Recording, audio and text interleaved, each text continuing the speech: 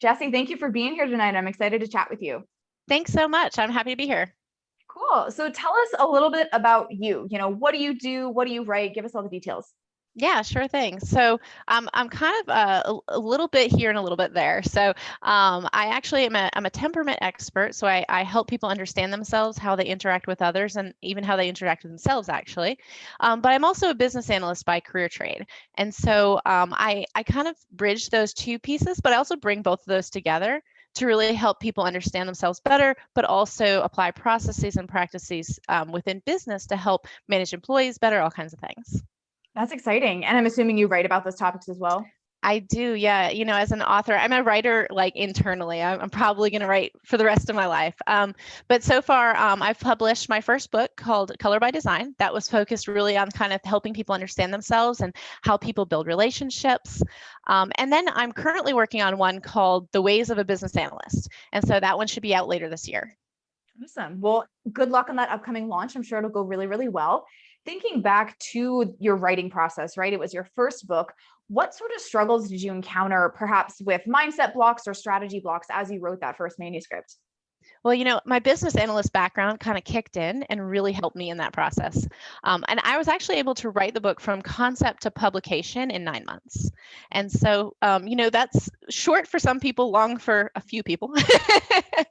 But really, what it came down to is understanding expectations up front. I laid out a plan. I literally blocked it like a project plan.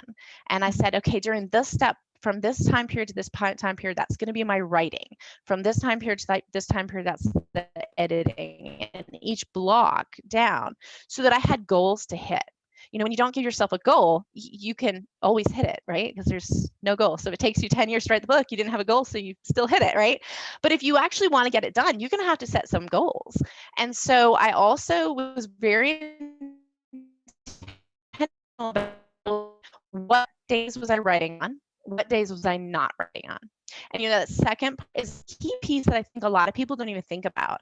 They're just like, oh my gosh, I just gotta, plow ahead. But if you don't schedule in your rest days, if you don't say, okay, these are the days of the week I'm not writing on, you will burn out. You'll get like 3/4 of the way and you'll just be like, you know what, I just can't even think about this anymore. And so it's really important to schedule in the rest while you're scheduling in your actual writing days.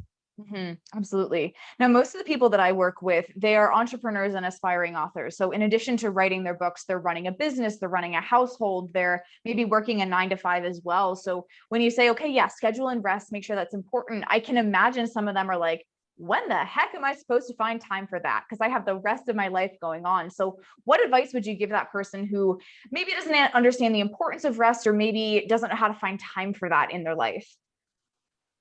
Absolutely.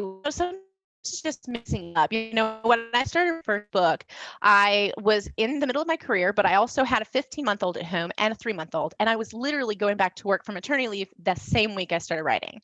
So I totally understand what it's like to have a lot on your plate.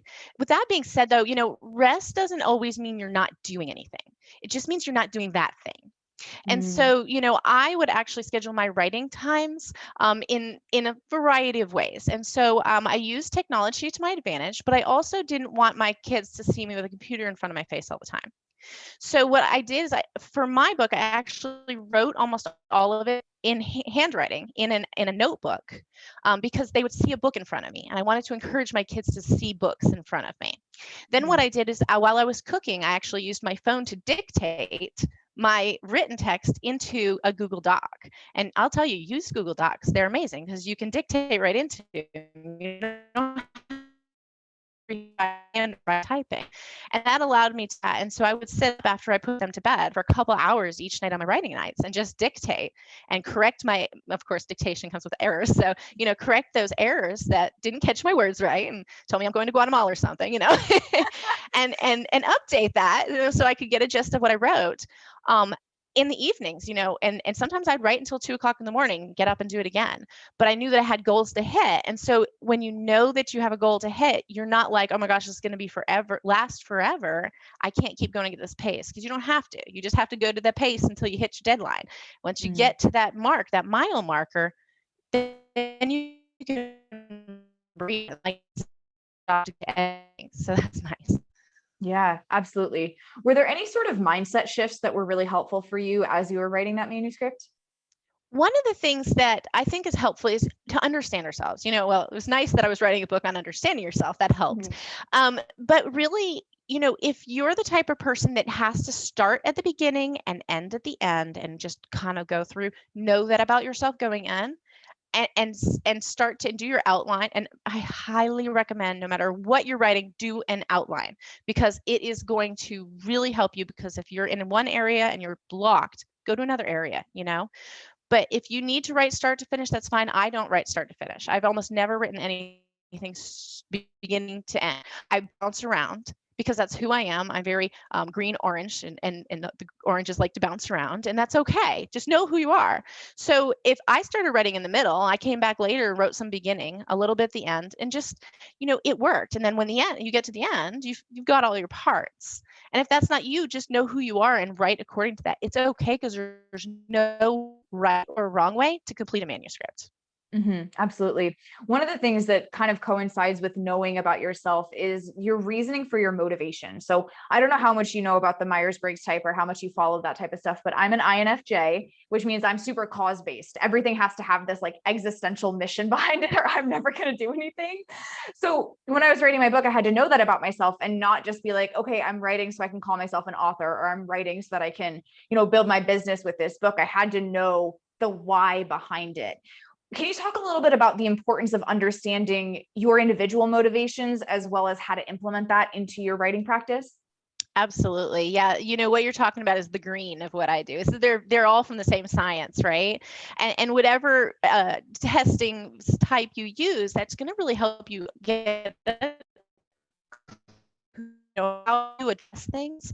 But it really is important, because when you're understanding yourself and you're understanding your why, certain things will drive you just based on your temperament. But then there's categories those things fall into. So like you said, you have to understand the logic behind it, right? Somebody else is, this is for somebody, like this is going to impact somebody's lives. The blues, they're really going to be like, I need to do this because it's not for me, it's for them, right? Mhm. But where somebody else may literally say, hey, this is my shining moment. When I become an author, I'm going to shine, and that's their why. And that's okay. There's nothing wrong with that. That's their why, but then there may be other people who are like, I just feel like that this is what I'm called to do. I need to do it. And I'm going to get to check that box when I'm done. And that's the gold, and if you're gold, check that box, honey, do it, because that is what you are calling your why, because it's meaningful to you and it's important.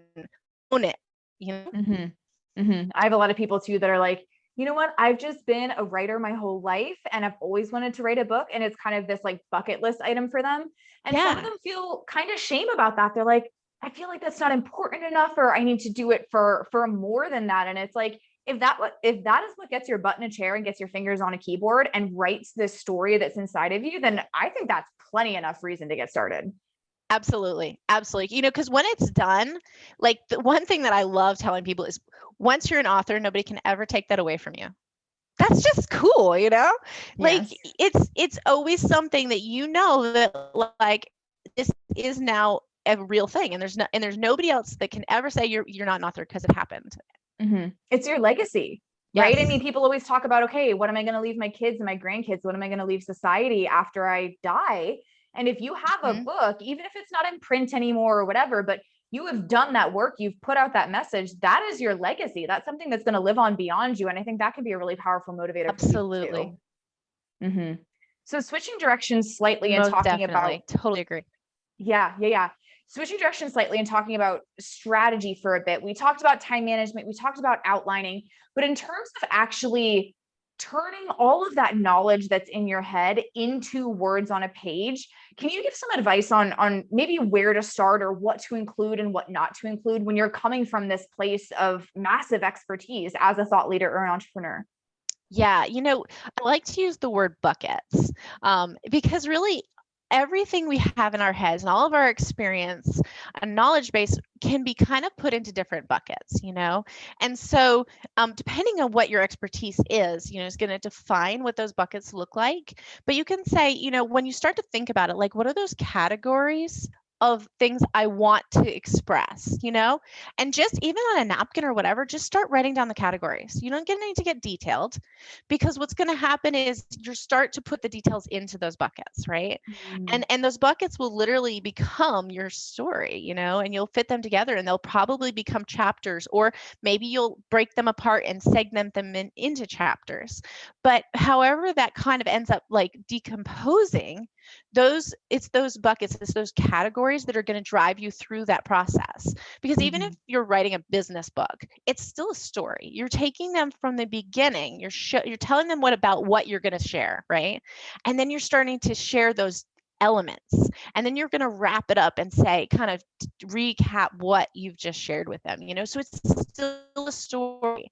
And so understanding and think about it from that aspect, like what are those important like key moments where that character does what? Well, maybe your character is like how to build an engine, right? And so you're talking about the carburetor and the, I don't know, I'm not a car person, but you know what I'm talking about? Like you're going to have those buckets. And so whatever it is, just note those down, let those kind of start driving your thoughts. And then if you come up with some things that are coming out and you're like, they don't fit into any of these buckets, make a new bucket. It's okay. Mm-hmm. Mm-hmm.